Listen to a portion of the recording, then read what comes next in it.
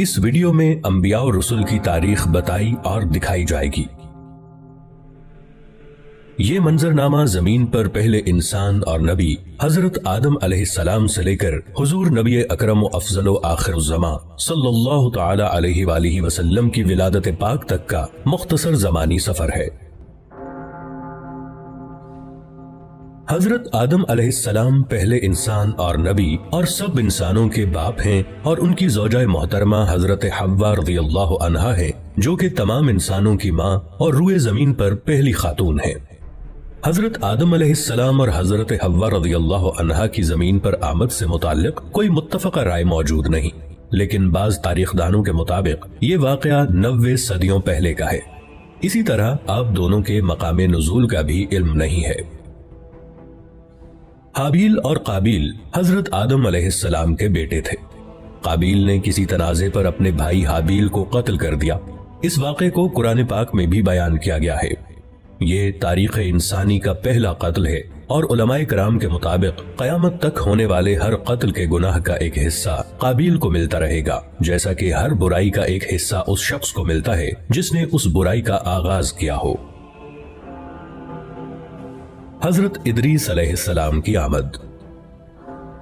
مورخین کے مطابق حضرت آدم علیہ السلام اور حضرت ادریس علیہ السلام کے درمیان 380 سال کا فصل ہے۔ حضرت ادریس علیہ السلام قلم کا استعمال کرنے والے پہلے انسان تھے، شاید اسی لیے ان کا نام ادریس ہے، جس کے معنی ہے درس دینے والا۔ حضرت نوح علیہ السلام پہلے رسول ہیں۔ بعض مورخین کے مطابق آپ علیہ السلام کا زمانہ حضرت آدم علیہ السلام سے 1600 سال بعد کا ہے۔ قرآن کریم کے مطابق اللہ تعالیٰ نے آپ کو 950 برس کی عمر عطا کی۔ اللہ تعالیٰ نے آپ کو انسانوں کی اصلاح کے لیے مبعوث فرمایا، لیکن ایک طویل عرصہ دعوت و تبلیغ کے باوجود لوگوں نے آپ علیہ السلام کی تکذیب کی، جس کے نتیجے میں اللہ تعالیٰ نے اس قوم پر پانی کا عذاب بھیجا۔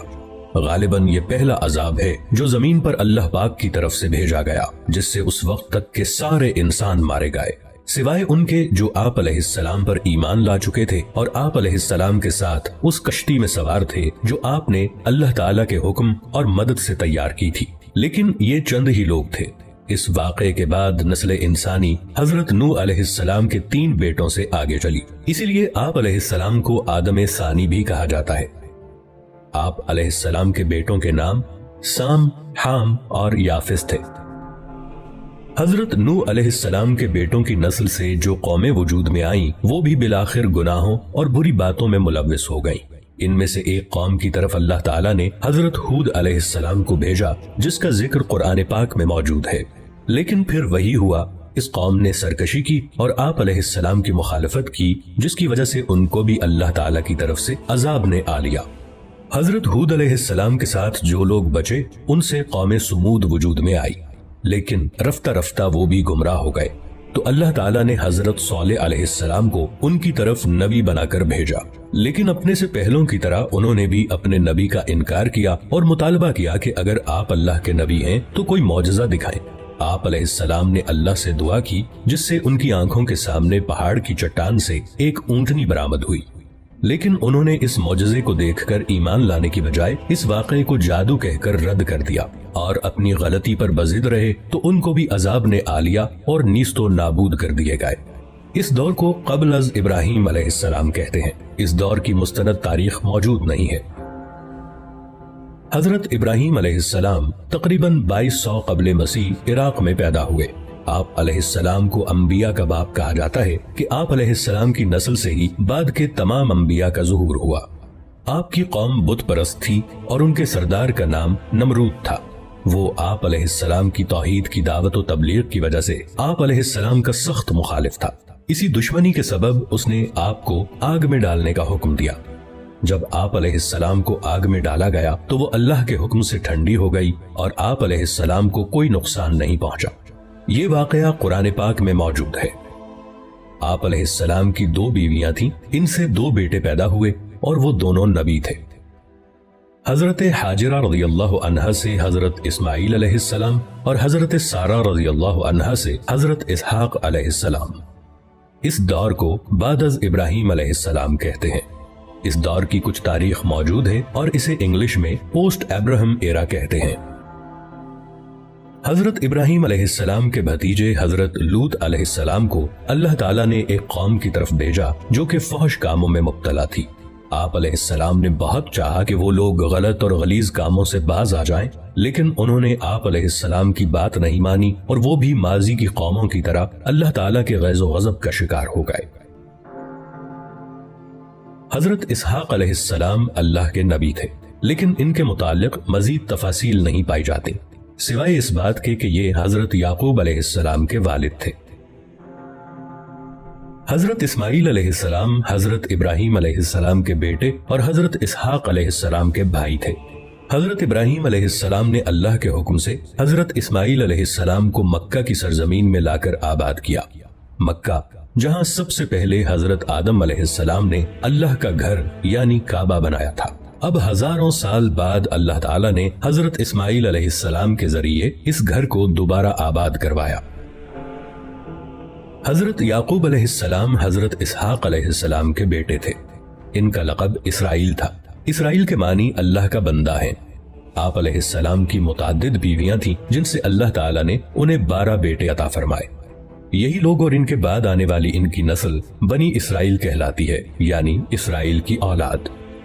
بعد میں یہی لوگ اپنے آپ کو یہود یا یہودی کہنے لگے، کیونکہ ان 12 میں سے سب سے بڑے بھائی کا نام یہودا تھا۔ یہ لوگ اپنے آبائی ملک عراق سے ہجرت کر کے فلسطین آ گئے تھے۔ انہی میں سے عیسائی بنے جو کہ اپنی نسبت حضرت عیسیٰ علیہ السلام سے منسوب کرتے ہیں۔ انہی لوگوں کو قرآن مجید کی اصطلاح میں اہل کتاب کہا جاتا ہے۔ ان 12 بھائیوں میں سے سب سے چھوٹے بھائی کا نام یوسف علیہ السلام تھا۔ یہ اللہ کے نبی تھے اور بہت حسین و جمیل تھے۔ حضرت یعقوب علیہ السلام حضرت یوسف علیہ السلام سے بہت محبت کرتے تھے۔ یہ چھوٹے بچے سے فطری لگاؤ تھا، لیکن دوسرے بھائیوں کو یہ بات بری لگنے لگی اور وہ حضرت یوسف علیہ السلام سے حسد کرنے لگے۔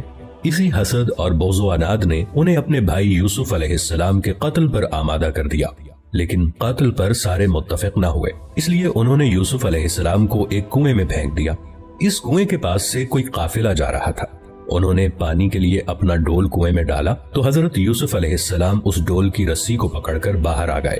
قافلے والے یوسف علیہ السلام کو کسی کا بھاگا ہوا غلام سمجھ کر اپنے ساتھ مصر لے گئے اور وہاں آپ علیہ السلام کو ایک غلام کی حیثیت سے بیچ دیا۔ آپ کا خریدار حکومت مصر کا ایک اعلیٰ عہدیدار تھا۔ اس نے جلد ہی آپ علیہ السلام کی ذہانت و فطانت کو جانچ لیا اور اپنے محل میں اپنے خادم خاص کی حیثیت سے رکھ لیا۔ آپ علیہ السلام اسی محل میں جوان ہوئے اور اللہ نے آپ کو نبوت عطا فرمائی۔ اس عہدیدار کو عزیز مصر کہا جاتا ہے۔ اس کی بیوی زلیخا نے آپ علیہ السلام پر عصمت دری کا جھوٹا الزام لگا کر آپ علیہ السلام کو جیل بھجوا دیا۔ آپ علیہ السلام نے 7 سال جیل میں گزارے، لیکن جیل میں بھی دوسرے قیدیوں کی تعلیم و تربیت کرتے رہے۔ پھر مصر کے بادشاہ کو ایک خواب آیا تو اس کے مشیر نے کہا کہ وہ ایک شخص کو جانتا ہے جو کہ اس خواب کی صحیح تعبیر بتا سکتا ہے۔ آپ علیہ السلام کو جیل سے محل میں لایا گیا۔ آپ علیہ السلام نے بادشاہ کے خواب کی عقلی اور منطقی تعبیر بتا دی، جس سے وہ بہت متاثر ہوا۔ اس بادشاہ نے آپ علیہ السلام کو اپنا مشیر خاص مقرر کر لیا اور بادشاہ نے آپ علیہ السلام کی تمام داستان سنی اور آپ علیہ السلام کو کہا کہ آپ اپنے سارے خاندان کو فلسطین سے مصر لے آئیں اور یہاں سب امن و سکون سے رہیں۔ آپ علیہ السلام نے اپنے سارے کنبے بشمول والد صاحب حضرت یعقوب علیہ السلام کو اپنے پاس مصر بلوا لیا۔ آپ علیہ السلام کے بھائی اپنے کیے پر بہت نادم ہوئے اور توبہ کی۔ اس طرح بنی اسرائیل فلسطین سے مصر پہنچ گئے۔ قرآن کریم کی سورہ یوسف میں اس واقعے کا تفصیلی ذکر موجود ہے۔ تاریخی اندازوں کے مطابق بنی اسرائیل مصر میں 2 صدیوں تک رہے۔ اس عرصے میں ان 12 بھائیوں کی نسل لاکھوں کی تعداد کو پہنچ گئی، لیکن پھر مصر میں بادشاہت تبدیل ہو گئی۔ نئی حکومت نے ان سے مراد چھین لی اور انہیں اپنا غلام بنا لیا۔